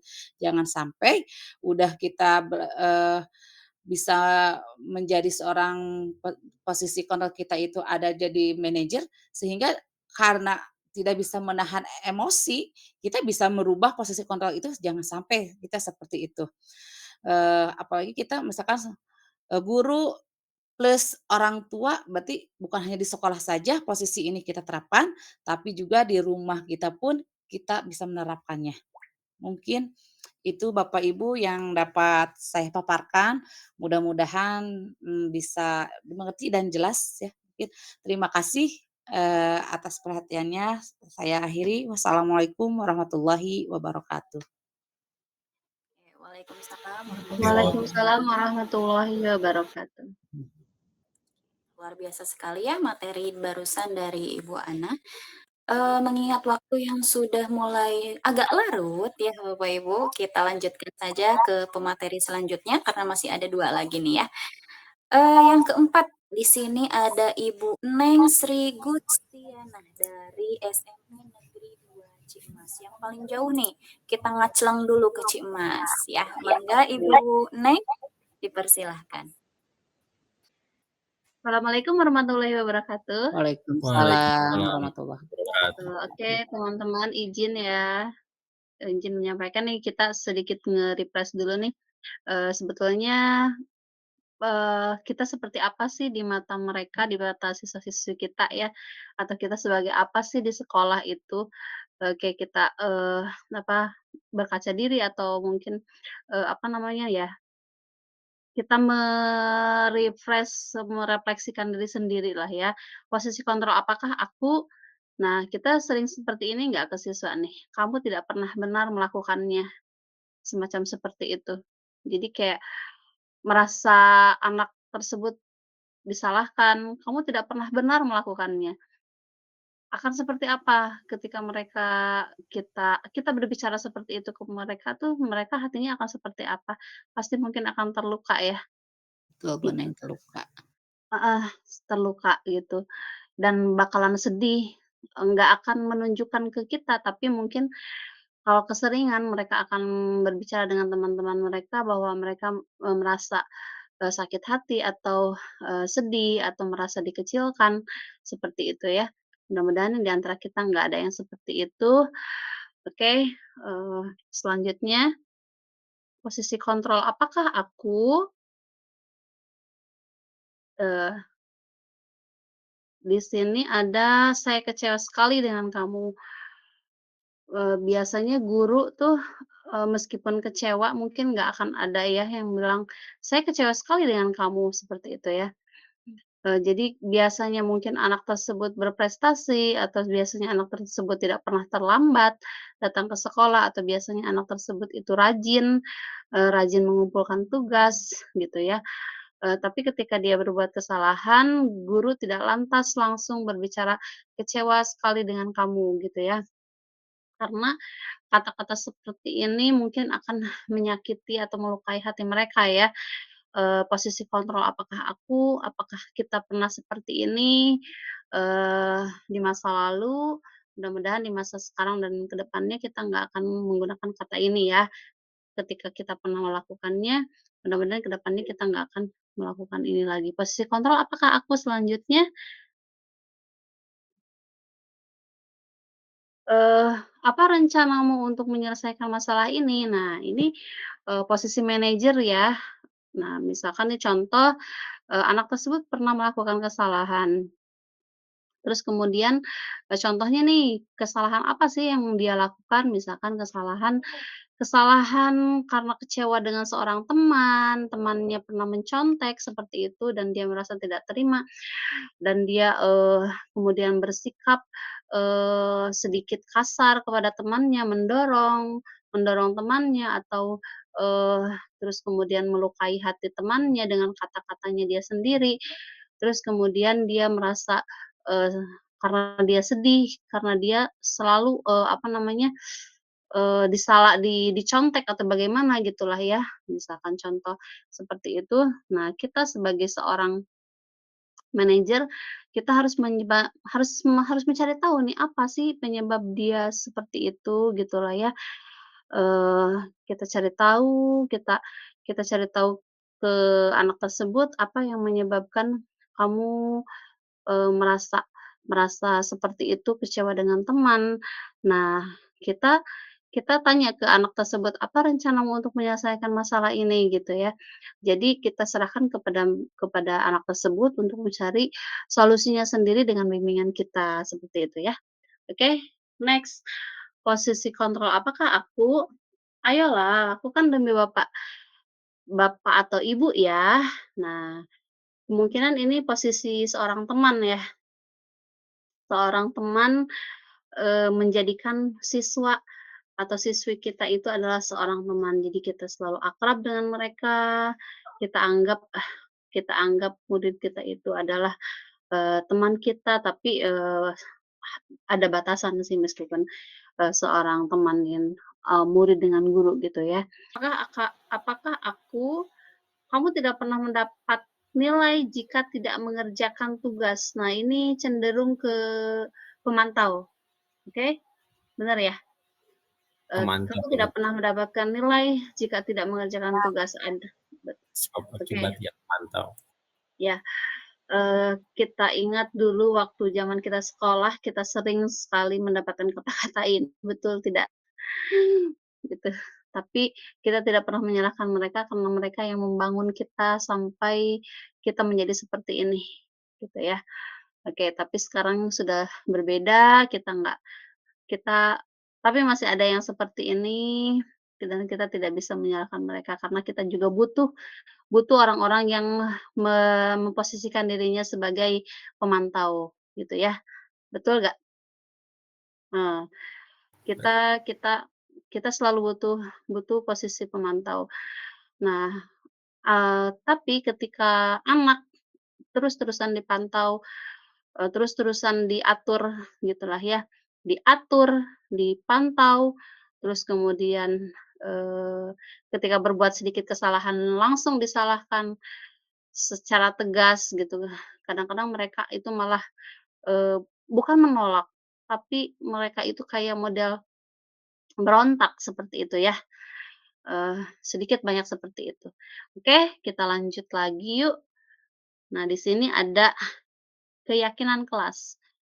Keyakinan kelas. Nah, mengapa sih kita bilang itu keyakinan kelas, mengapa bukan peraturan kelas? Mengapa bukan peraturan kelas? Karena keyakinan kelas itu lebih ke arah yang positif ya, nilai-nilai, sifatnya positif. Keyakinan kita selalu membuat kita di awal, tahun ajaran kita membuat keyakinan kelas dengan siswa-siswi kita di kelas, tapi bukan peraturan kelas. Cenderung peraturan kelas itu sifatnya, apa namanya, lebih ke peraturan peraturan yang harus dipatuhi, tapi cenderung, bukan sadis sih, tapi lebih lebih ke tegas ya. Tapi kita, perlu hal yang harus diyakini oleh semuanya.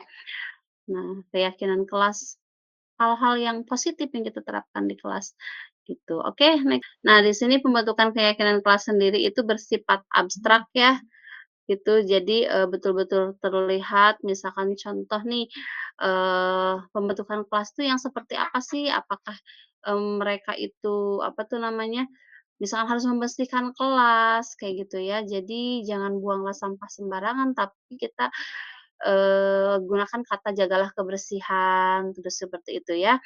Terus ramah terhadap teman, seperti itu. Terus kemudian, saling menolong, saling membantu, saling meminta tolong, saling, berbicara maaf, bukan maaf maksudnya gini, "Apakah saya boleh meminta tolong?" Seperti itu. Ketika teman mungkin membutuhkan pensil gitu ya, jadi, saling memberikan, apa tuh namanya, meminjamkan, seperti itu ya. Nah, lebih ke, berupaya pernyataannya yang universal. Jadi kata-kata tersebut harus bersifat, menyeluruh. Jadi jangan, menguntungkan sebelah pihak. Misalkan nih, oh, menguntungkan pihak perempuan saja atau anak-anak siswi-siswinya aja nih, siswanya mungkin, kurang diperhatikan, nggak seperti itu. Jadi kita harus, universal, kita harus keseluruhan dalam kelas gitu ya, atau keseluruhan mencakup seluruh siswa di dalam sekolah tersebut. Jadi pernyataan-pernyataannya itu bersifat, untuk semua, seperti itu ya, dibuat dalam pernyataan yang positif. Kata-katanya jangan menggunakan kata "jangan" atau "dilarang". Misalkan, "Dilarang melewati lorong itu", Nah, kita jangan gunakan kata jangan melewati lorong itu, tapi kita gunakan kata, berjalanlah di, koridor kelas, seperti itu ya. Atau jangan menginjak, lapang futsal, misalkan gitu ya. Kita jangan menggunakan kata jangan menginjak, tapi kita gunakan berjalan sesuai dengan, apa namanya, koridor kelasnya gitu ya, atau apa ya namanya, halaman kelas seperti itu.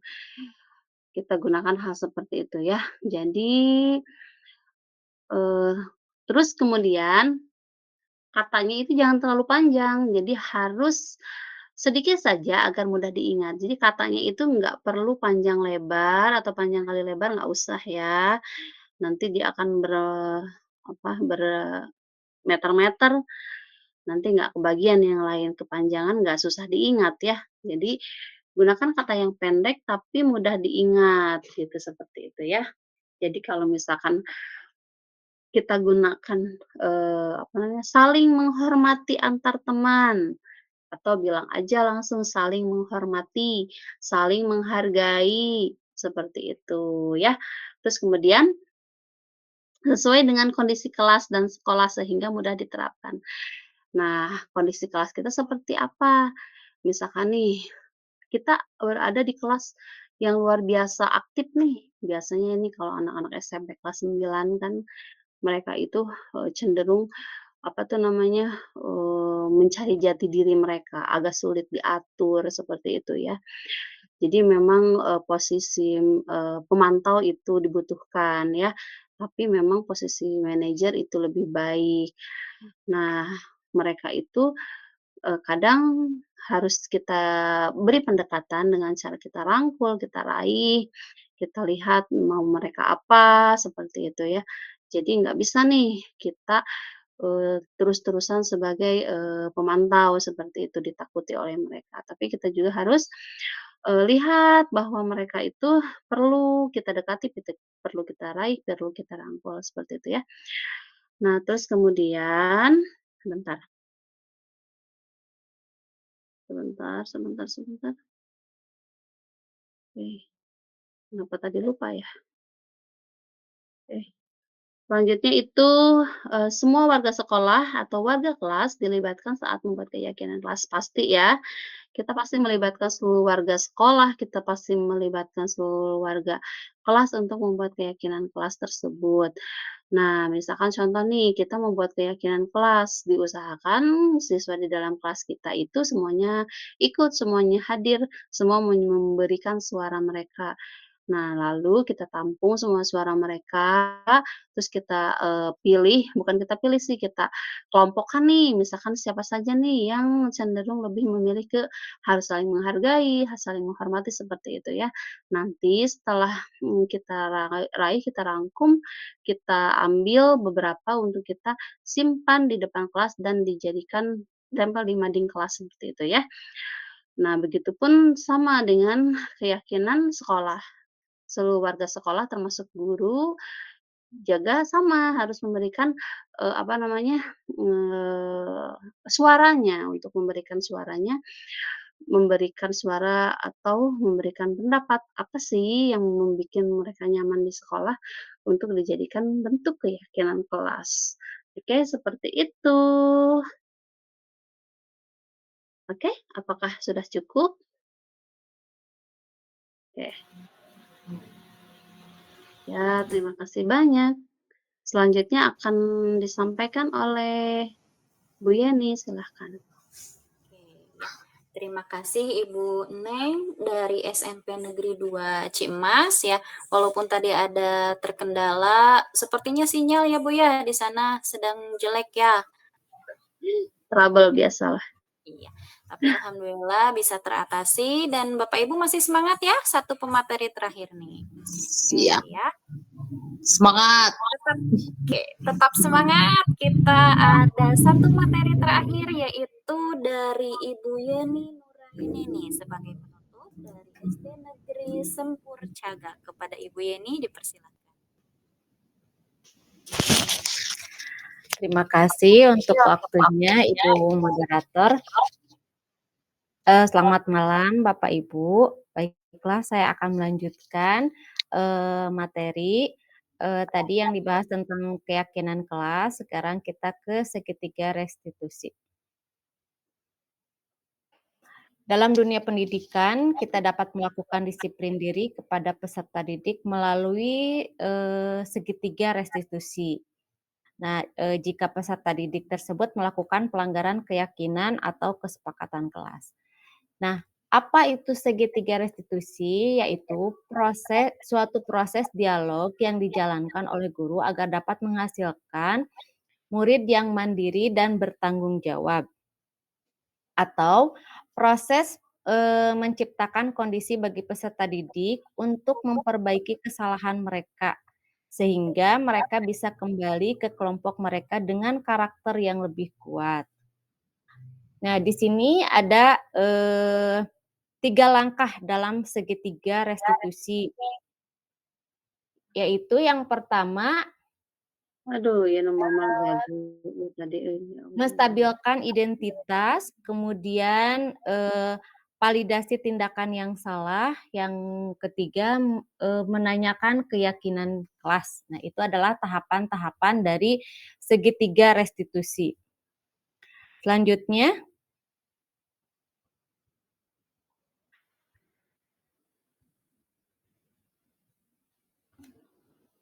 Bu Neng.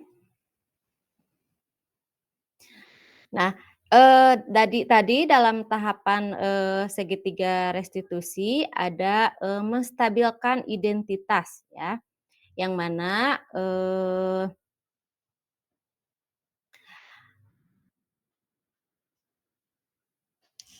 menstabilkan identitas yaitu yang pertama di sini ada berbuat salah itu wajar.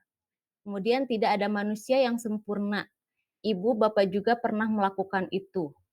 Ibu, Bapak tidak mau mencari siapa yang salah, tapi Ibu, Bapak ingin mencari solusi dari permasalahan ini. Kamu berhak merasa begitu.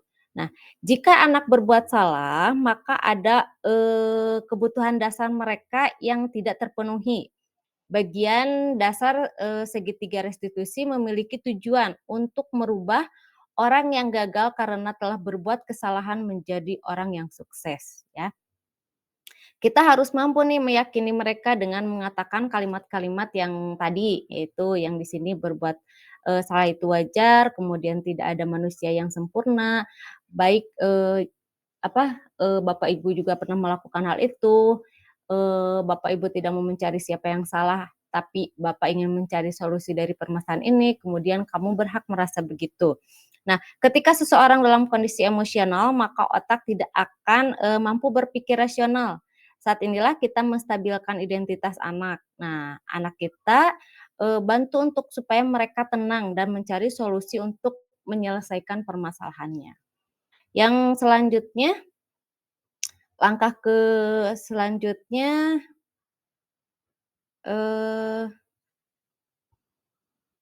validasi tindakan yang salah.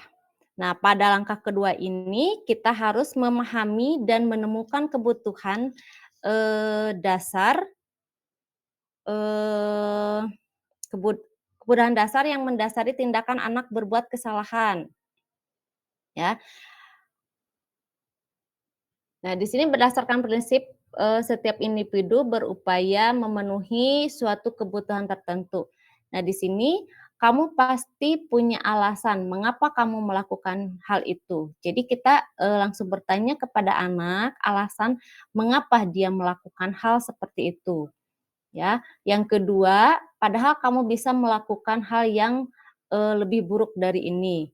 Kemudian kamu patut bangga karena telah melindungi sesuatu yang penting buat kamu. Kamu melakukannya karena mempertahankan sesuatu yang penting bagi kamu. Nah, ketika kita menolak anak yang berbuat salah, dia akan tetap dalam masalah ya. Yang diperlakukan adalah kita memahami alasan melakukan hal tersebut sehingga anak merasa dipahami. Jadi ketika anak merasa melakukan kesalahan, kita tetap harus menanyakan alasannya itu kenapa, ya. Kemudian selanjutnya, Yaitu langkah ketiga yaitu menanyakan keyakinan, ya, berdasarkan prinsip teori kontrol bahwa pada dasarnya kita termotivasi secara intrinsik, ya. Nah, teori kontrol menyatakan bahwa kita pada dasarnya termotivasi secara internal. Ketika langkah 1 dan langkah 2 sukses dilakukan, maka anak akan siap untuk dihubungkan dengan nilai-nilai yang dia percaya dan berpindah menjadi orang yang dia inginkan. Penting sekali menanyakan ke anak tentang kehidupan ke depannya yang dia inginkan. Ya. Di sini apa keyakinan kelas kita? Nah, kita bertanya kepada anak tentang keyakinan kelas yang sudah kita sepakati. Kemudian nilai-nilai apa saja yang telah disepakati bersama. Nah, dari keyakinan kelas tadi kita tanyakan nilai-nilainya apa terhadap anak. Kemudian seperti apa gambaran sebuah kelas yang ideal menurut kamu? Dan kamu ingin menjadi orang yang seperti apa? Nah,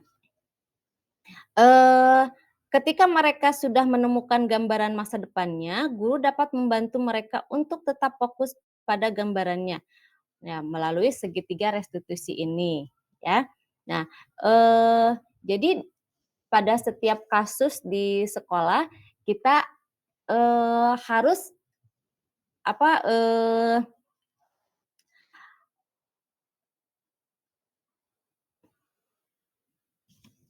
Pada setiap kasus yang terjadi di sekolah, kita harus menggunakan segitiga restitusi ini, yaitu untuk menciptakan kondisi anak didik kita supaya memperbaiki kesalahannya dengan bertanya alasan kepada mereka. Jadi jangan langsung menyalahkan ataupun menghukum mereka tanpa mengetahui alasan mereka kenapa mereka melakukan hal seperti itu. Menanyakan alasannya, kemudian menanyakan juga keyakinan kelas yang sudah kita sepakati, kemudian solusi ke depannya akan seperti apa, ya. Nah, itu sangat penting sekali supaya anak itu tidak merasa dipojokkan, ya. Jadi kalau dulu itu kan, sebelum saya mengetahui tentang keyakinan kelas dan segitiga restitusi, ketika anak melakukan kesalahan itu kita langsung menghukumnya. Misalkan anak itu terlambat, kita langsung, "Kamu nih lari mengelilingi lapangan karena kamu sudah terlambat." Tanpa kita mengetahui alasan si anak tersebut apa, ya, kenapa dia bisa terlambat. Selanjutnya, mungkin itu tentang segitiga restitusi. Selanjutnya, ada slide selanjutnya, Bu Ning? Slide Penutup. selanjutnya mungkin penutup ya. Nah, di sini penutup dalam penerapan program disiplin positif, hendaknya Bu Guru memiliki standar kepribadian profesional dan sosial yang baik di mana guru mampu merefleksi dirinya dalam posisi kontrol saat ini. Bagaimana perjalanan dirinya sebagai among atau manajer yang menuntun murid-muridnya menjadi insan yang mandiri, merdeka, dan bertanggung jawab. Ya, itulah kita harus penerapan tentang disiplin positif, ya. Mungkin itu materi terakhir yang dapat saya sampaikan. Barangkali ada yang mau bertanya, dipersilahkan. Terima kasih untuk semuanya. Wassalamualaikum warahmatullahi wabarakatuh. Waalaikumsalam warahmatullahi wabarakatuh. Terima kasih Ibu Yeni Nuraini dari SD Negeri Sempur Cagak yang telah menutup materi kita malam ini. Ya, seperti yang sudah Ibu Yeni katakan tadi, apakah Bapak Ibu ada yang mau bertanya terlebih dahulu? Oke, kalau ada yang mau bertanya silahkan acungkan tangannya, raise hand, mangga. Sepertinya tidak ada ya. Kalau tidak ada, moderator boleh bertanya atuh meureun? Bangga, Bu. Ya. Mangga. Mangga, sebetulnya ini ada satu hal yang masih belum saya pahami ya. Sepemahaman saya bahwa restitusi yang tadi Ibu Yeni paparkan bahwa restitusi itu adalah satu hal proses untuk menyelesaikan suatu permasalahan yang ada pada siswa dengan tidak memojokkan siswa ya. Nah, apabila ada sebuah kejadian, ada 2 orang siswa yang bertengkar nih Bapak Ibu ya, dengan keadaan ketika guru datang ke situ, ternyata anaknya teh udah diriung sama teman-teman yang lainnya gitu. Sedangkan sepemahaman saya restitusi itu harus dijalankan dengan, tidak memojokkan siswa ya.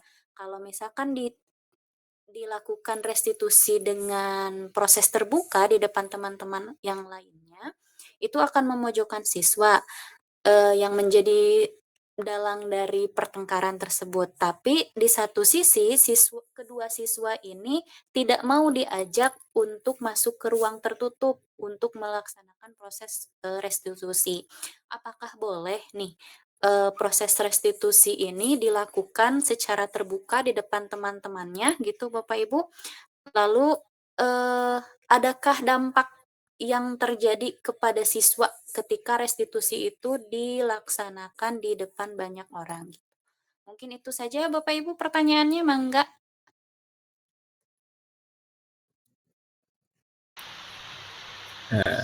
Ya, coba ya. Nah, kalau lihat dari kasus yang tadi, intinya kan restitusi itu mencari solusi gitu intinya, dan tidak kasarnya tidak mempermalukan seseorang itu di depan publik, seperti itu kuncinya. Jadi kalau misalkan emang yang tahapan yang baiknya itu bukan secara tertutup juga ya, tapi ada bukan di ruang juga, atau intinya tidak di depan publik, intinya seperti itu. Kalau yang kebanyakan di teori sekitar restitusi seperti itu, tapi pada kenyataannya jika memang ada sebuah kasus yang tidak bisa seperti itu, ya apa boleh buat, tetap kita buat saja forum di luar, meskipun itu di luar, tapi kita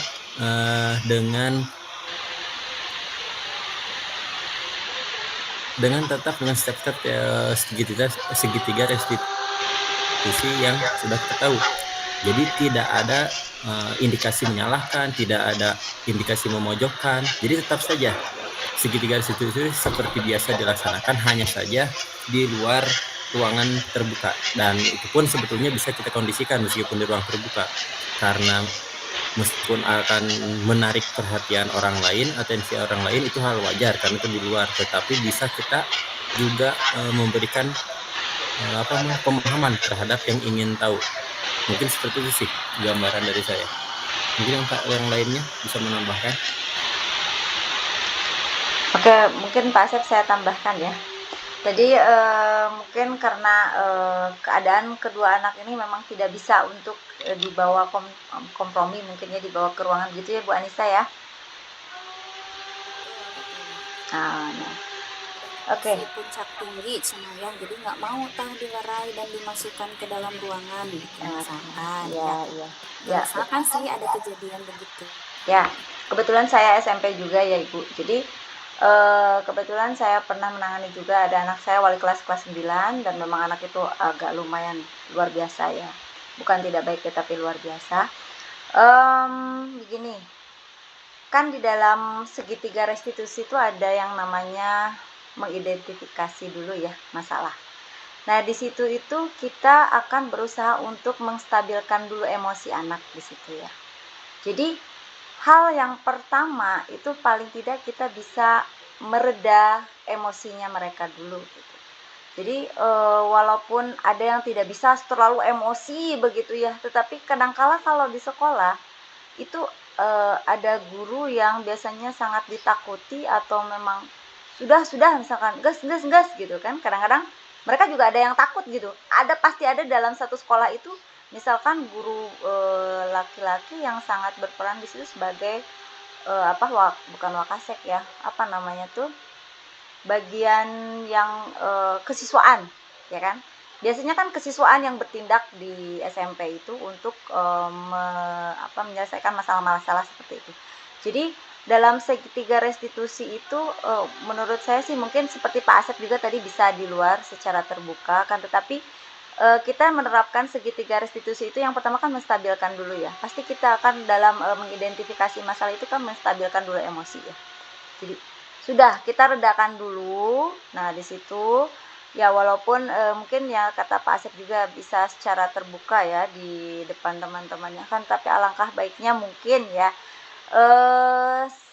sepengalaman saya sih mereka yang sangat emosi pun misalkan kalau di dalam lingkungan sekolah, kecuali di luar lingkungan sekolah tawuran dengan sekolah lain itu beda cerita ya. Dalam sekolah sepengetahuan saya anak itu masih bisa terkondisikan oleh kesiswaan. Biasanya gas kita tenangkan dulu. Misalkan yang berantem pok gitu kan. Kalau sudah ada kesiswaan biasanya mereka agak takut nih gitu. Mereda sedikit ya kan, kecuali tawuran di luar itu susah sekali, harus dibantu dengan polisi, babinsa dan segala macam masyarakat. Nah di sekolah itu masih bisa terkendali. Menurut saya segitiga restitusi ini bisa diterapkan yang pertama dengan menstabilkan identitas dulu ya. Kita tanya, kita redam dulu emosinya, kita bisa berempati dulu gitu kan, masing-masing diambil dari anak yang lagi berantem itu. Kemudian dengan yang memvalidasi masalahnya, kenapa seperti itu. Kemudian yang ketiga dengan menanyakan keyakinan kelas, dengan mencoba untuk menemukan solusi begitu ya. Menurut saya sih yang pertama yang paling harus bisa kita lakukan itu adalah untuk menstabilkan identitas itu. Ya kita berempati, meredakan emosi dulu. Menurut saya sih cukup efektif itu ya. Kalau kita kalau kesiswaannya langsung marah-marah, langsung nanya kunaon maneh, nah itu pasti emosi terpancing begitu. Jadi segitiga restitusi ini bisa kita terapkan step by step. Jadi yang pertama dulu, terus nanti yang kedua, baru kita ke yang ketiga untuk solusi. Jadi yang pertama menstabilkan dulu emosi. Nah anak-anak udah reda nih, baru kita memvalidasi masalahnya. Kenapa bertanya seperti itu, anak-anak udah reda kan? Nah setelah reda, baru kita nanti yang step yang ketiga kita berusaha untuk menemukan solusi. Mungkin seperti itu dari saya, Bu Anissa. Mungkin ada teman-teman yang lain, silakan. Terima kasih Pak Asep dan juga Ibu Neng Nurrohmah ya yang sudah menjawab pertanyaan saya. Insya Allah saya terapkan juga nanti di sekolah ya. Mungkin ada tambahan dari Bapak Ibu yang lainnya? Alhamdulillah cukup. Mungkin cukup ya karena waktunya. Cukup ya udah lewat. Setengah 10 nih sebetulnya, dan anak saya juga sudah bangun ternyata. Kasihan. Iya. Oke Bapak Ibu, mungkin cukup ya untuk materi kita malam ini mengenai budaya positif. Ya, terima kasih Bapak Ibu pemateri. Semoga pendidikan guru penggeraknya dilancarkan hingga akhir. Nanti akan ada diseminasi yang lainnya. Kami tunggu untuk sesi selanjutnya dengan topik yang berbeda.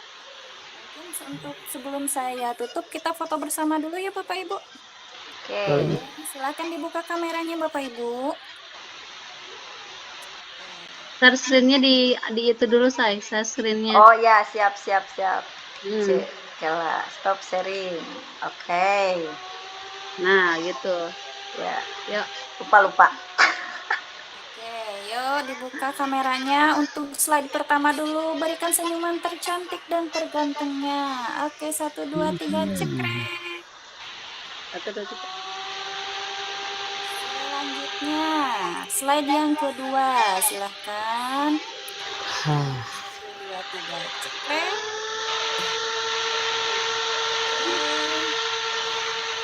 Bapak Ibu.